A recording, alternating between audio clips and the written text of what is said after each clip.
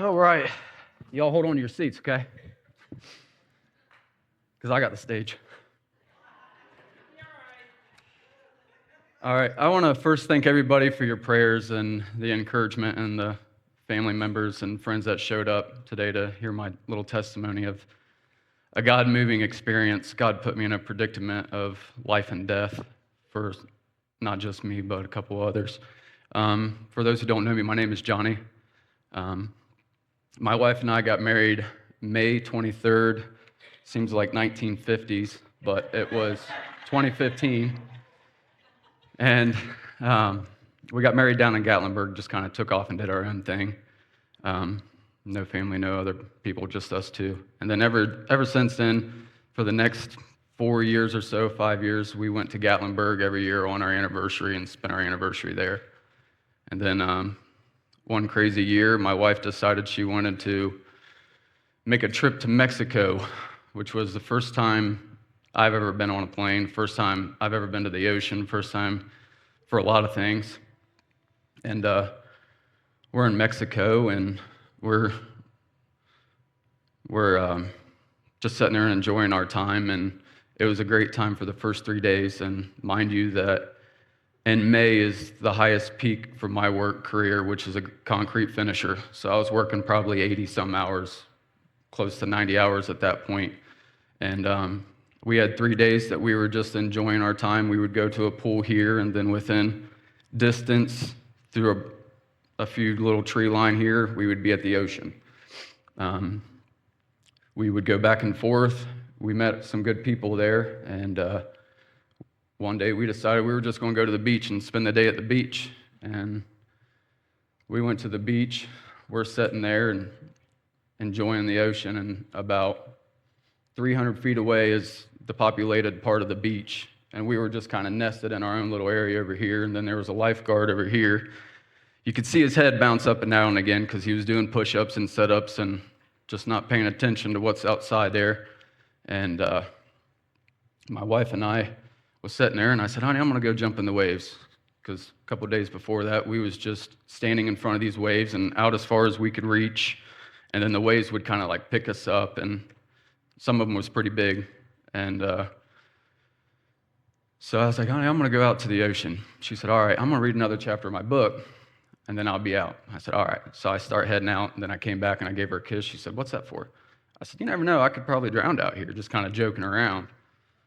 Well, I go out into the ocean there, and there's a probably 11, 12-year-old boy out there with his brother that was probably about 14, 15, and we're jumping into the ocean and just having a ball with the waves, and then the 14-year-old ends up leaving. Well, the 12-year-old was there with me. We were making eye contact, laughing at every time waves came up and hit us, and then he started getting to the point where he was getting sucked out.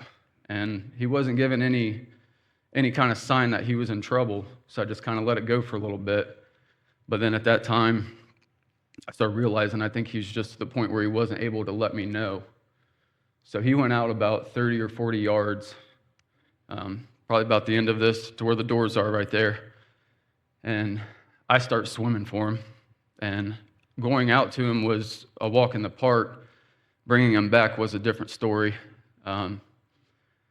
As I'm swimming back, I'm holding on to him and using my arm and my two legs to just keep pushing and pushing and pulling. I keep telling him, help me, buddy, help me. I need your help. Keep pushing with me. We can get through this. Come on, boy. But every time I tried to say something, only a few words would come out because there was waves coming over the top of us. And I was to the point where I was getting so tired, but I knew we had to get to the ocean, and it just seemed like I wasn't getting anywhere coming back. Coming back was like there was a wall that just kept bringing me back. I was moving 3 inches, but going back 3 feet. So I just kept pushing and pushing and pushing. Finally, I got him up to land, and then I hit my knees. I said, bud, you all right, man? You good? Gave him a hug, and he said, thank you, and then he ran off. And then it was no more than a couple minutes later, I hear a lady screaming desperately, save her, save her. I'm like this, and I look over at her, and she's pointing out to the ocean, and her husband's pulling her back.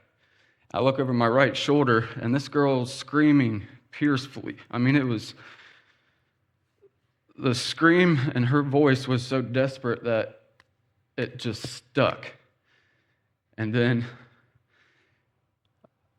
I heard the word go, and it was right here.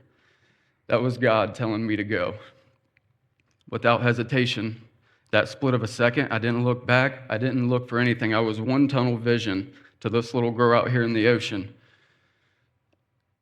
On my way out to that ocean, I told myself, I'm going to die saving this girl. There ain't no way I'm going to get to her in time. There's just no way. These waves were so big, and I'm swimming out to her, and I'm getting to her, and it seemed like it took eternity to get to her. And then when I did get to her, she was in such panic that she was causing us both to drown. And I'm trying to turn her around and keep pushing her this way, but every time I would try to say something, she's pushing me under the water, and these waves just keep coming. I'm not able to see when the waves are coming, so when I get a little bit of air, I'm actually getting a lot of water because I'm trying to tell her, help me, you can't, come on, quit pushing me down. So I finally get to the point where I was like, all right, so I threw her around my neck, which was the hardest part. I shouldn't have done that because now she's got the full, where I can't push her away from me a little bit. So she's pushing me under completely now, and I felt like I couldn't see land. I was just to the point where all I was seeing was a back of water or underwater. And she just kept pushing me down and pushing me down. Finally, I got to the point where I had to get rid of her. And that was the hardest part because I didn't know what was going to happen to that girl. But I'm sitting here trying to pull her off me, and I still got waves coming on top of me. I'm not on land where I can just use my full force to push her off. My arms are tired. I'm exhausted from the boy before, let alone coming back to where I was at. I was probably still 40 yards or so away from land. And I finally got her off of me, and I threw her, which felt like she went 100 feet, but she probably only went about 10. Not even that. But I'm sitting there to the point where all I saw was the lifeguard. The lifeguard came up, I saw this orange buoy, and then the back of waves. That's all I saw. I started getting to the point where my body was so exhausted I couldn't keep myself above water, so I was going under. Every time I tried to push up, there was a wave, every single time. And then I finally get to the point where my toes are touching, and I'm able to keep myself going. And then at that point, the lifeguard comes back to me, and he asked me if I needed help, and I said, I don't need your help, and I finally get to land, and all these waves just keep pushing me down and pushing me down. Well, then I get up to land, and then I look over, and I see this girl surrounded by lifeguards and her loved ones, and I was just so thankful. But at the same time, I hit my knees, and I remember these exact words, God, what the heck was that? What was that? I said it out of anger, I said it out of frustration, but I also said it out of joy because I seen the girl was safe. She was safe. And these people that was witnesses of it was touching my hand, calling me a gift of God, and I just kept pointing up to God because it was God's voice that told me to go, and it was a voice that I'll never forget, and it was so bold that you just can't say no to it. So I'm walking up to tell my wife the story. When I threw the girl off my body, she took my hat and shades with me, so I didn't think I was ever going to see that again. So I'm sitting over here, and I'm making my way over to my wife, and I've got people crying, telling me, good job, I'm a hero, I'm an angel, I'm a gift of God, this and that. It was just going in one ear and out the other because it was all God that did that. There was no way that I could have went and did what I did without God's hand on me. And that's what the song Oceans reminded me of. It's like somebody wrote that song specifically for this testimony because it's word for word of what this testimony is about. So I'm making my way over to my wife, and she's got the book in her face. I said, honey, did you see anything that happened? Did you see anything that happened just now? She's like, well, I saw the lifeguard go running. And I was like, lifeguard? Gee whiz, you didn't see the boy? You didn't see me? If I had my hat, she said, well, you had your hat on. I said, well, if you saw me with my hat on, that means that I still had the girl on me. I still had to make it through the waves without the girl. And so I'm explaining to her what happened. And at that time, the father comes up to me with the daughter. The father came up to me and gave me my hat back. And this hat's very sentimental now. It's got a heck of a story to it, so it's my favorite hat. So he gives me my hat. I'm like, how in the heck did he get my hat? And he's just so grateful. He's wrapping his arms around me and he's hugging me and he's squeezing me as tight as anybody's ever hugged me. And he said, thank you so much for saving my daughter.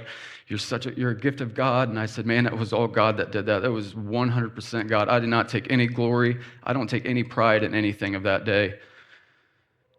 And then his daughter, he looked at his daughter and he said, you thank this man right now because without him, you would not be standing here right now.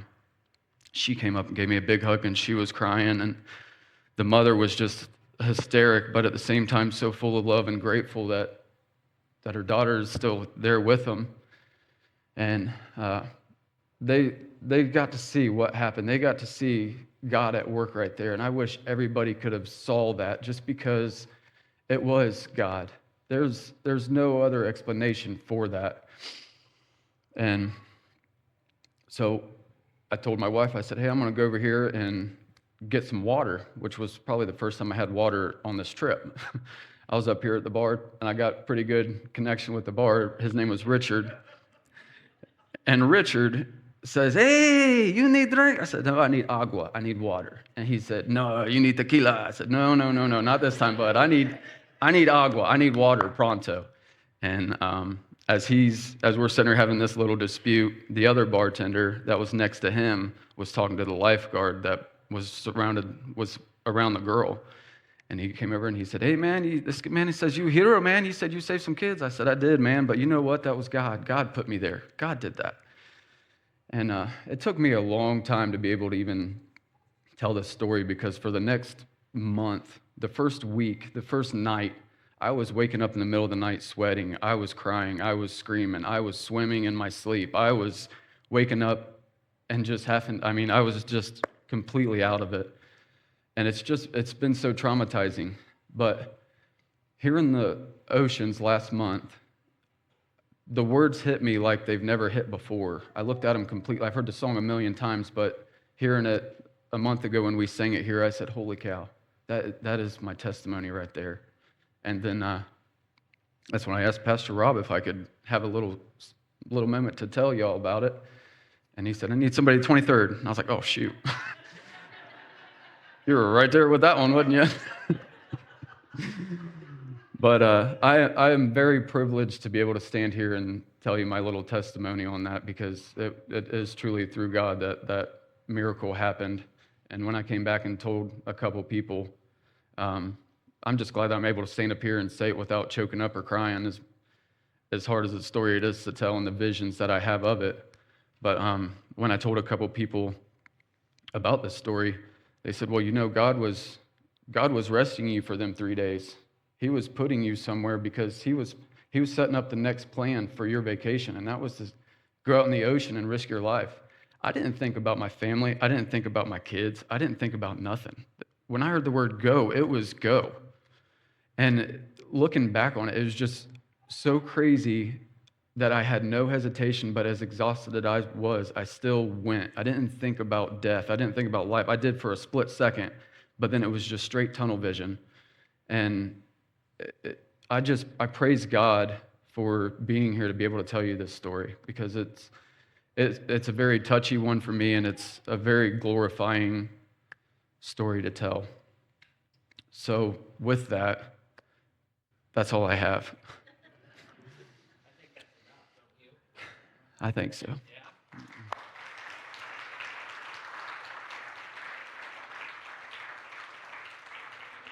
Done? I'm done, yeah. Okay, come on. I'm not going to make you stand up there if you're done. We're not, yeah. He did good because he was telling me just the short version in my office this week, and I'm like, he ain't going to make it. But I also told him, you know, if there's one place you can cry while telling a story, this should be it, right? Where you can allow your heart to be laid out and to be received by the people of God. The thing that struck me with him is, number one, if you know Johnny, he's a go kind of person, right? It's like God picked the person that he knew would go when commanded. You ever wonder when God picks you for something, tells you to go do something, asks you to go do something, do you hesitate and say, no, it's not me, it can't be me? It probably is. He has given you an opportunity to go do something in His name and to join others in doing something in His name. Don't say no. Just say yes. Get tunnel visioned. Go where He wants you to go, and He will work out the rest. Amen? Amen.